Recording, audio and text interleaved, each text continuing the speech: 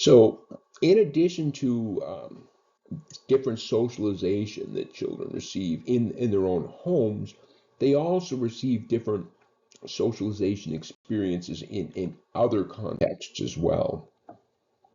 First off, this is fascinating, potty training. From an American perspective, the average age for successful potty training is somewhere around 2.5, something like that. But in other parts of the world, they treat this quite differently. In Vietnam, parents don't use diapers basically, and they have a very interesting techniques. I mean, using classical conditioning, operant conditioning, etc. And Vietnamese babies can basically use a potty by 9 months of age, which is crazy to me because they can't even walk yet. But if it works, I'm impressed. But it does require a full-time mom to be involved in the a full-time person, but it just here's his mom. You find that potty training is much faster than it is in America, and yeah, it's not just rural areas. Trust me, I've been in Beijing and seen little children pooping in the street. So they just wear pants that are split at the crotch, and then when the kid has to go, the kid just goes. Okay, and so kind of an interesting thing that this very significant event in the life of a 2-year-old American child is not really a life issue. You find also that like American books, like here it's a horrible picture, but you can see the picture on the left. It's like see Dick run. You know, Dick is an individual and he is being successful and he's doing what he needs to do. The Chinese children's book on the right is much more like this is Zhao Jing. He's a very nice boy. He's my friend. We play together. So just right from the beginning, they're emphasizing Dick as an individual and they're emphasizing that the Chinese boy cannot describe himself without referring to his friends. Naming is actually pretty interesting. This is fascinating. There's this village in Hong Kong, very patrilineal. By patrilineal, I mean your kinship, your relatives are considered through your father. Okay, and so women don't control anything. Women's job is to have baby boys. That's what it comes down to. And so when babies are born, they're given a baby name, a Ming. And a boy's Ming is going to be something like family pride, usually, all right? But sometimes they're going to give a boy a girl's Ming, with the logic being if spirits are coming around and stealing babies, why would the spirit steal a baby girl? So I will fool the spirit by giving the boy a girl's name. All right. Girls' Mings are things like little accident. Okay.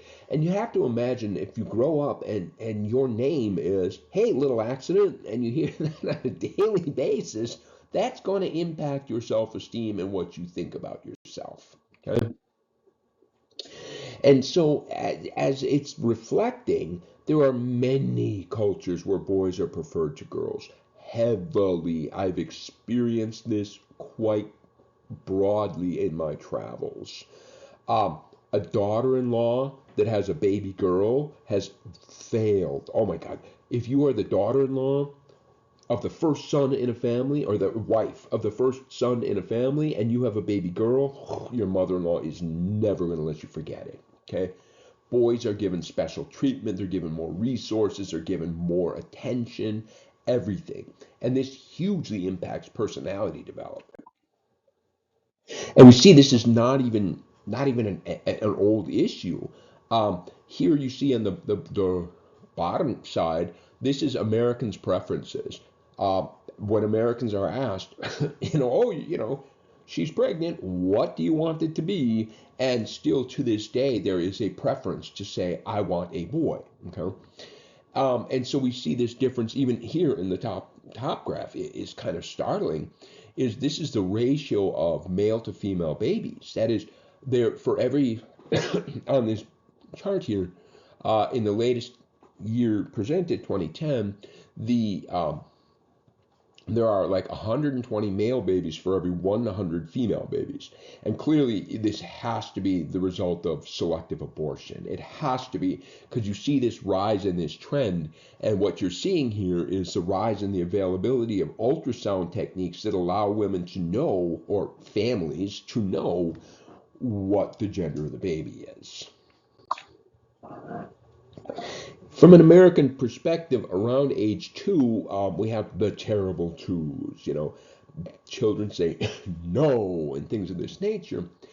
And from Eric Erickson's conception of social development, this is in fact a healthy thing.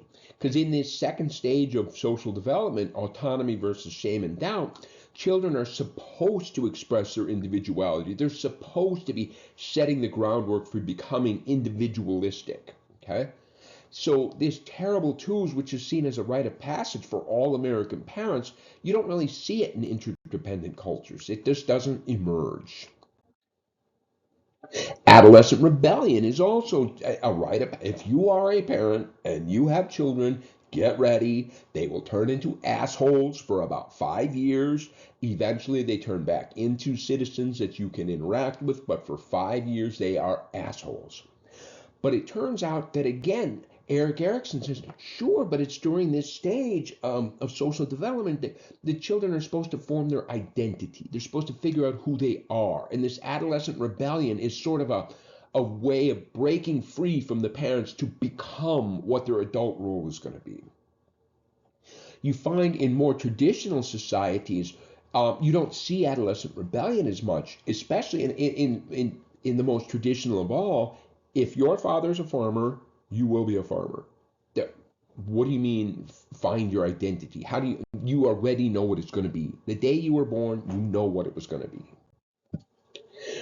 So all cultures do recognize adolescence as a separate life phase, but not all cultures have this stormy issue. And the length of adolescence today, and this is all over the world, the length of adolescence today is up to 16 years, whereas it was 7.2 years back in 1890. So individualistic cultures tend to have more, collectivistic cultures have more respect for parents, more respect for teachers and elders. And so what you find is that the Korean immigrants have their children.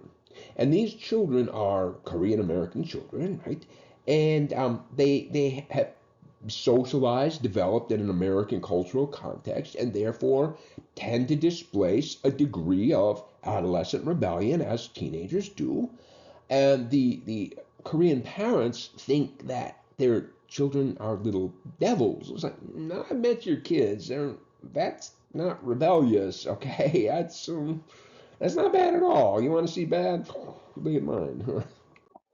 So another huge influence is schooling itself, because schooling changes the ways we think. And so Alexander Luria, who's a Russian cultural psychologist, he studied just some simple things like categorization, that the way we organize our world.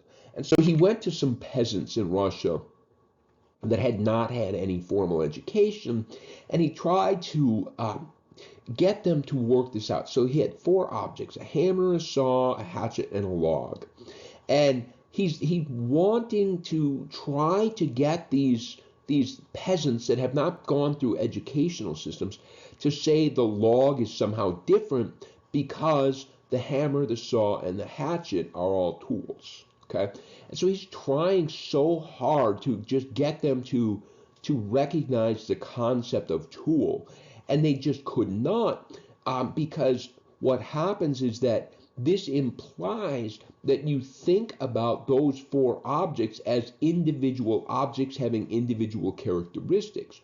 Whereas these Russian peasants had a problem. It's like, how can you have a hatchet without a log? What would be the point of the hatchet if you didn't have the log?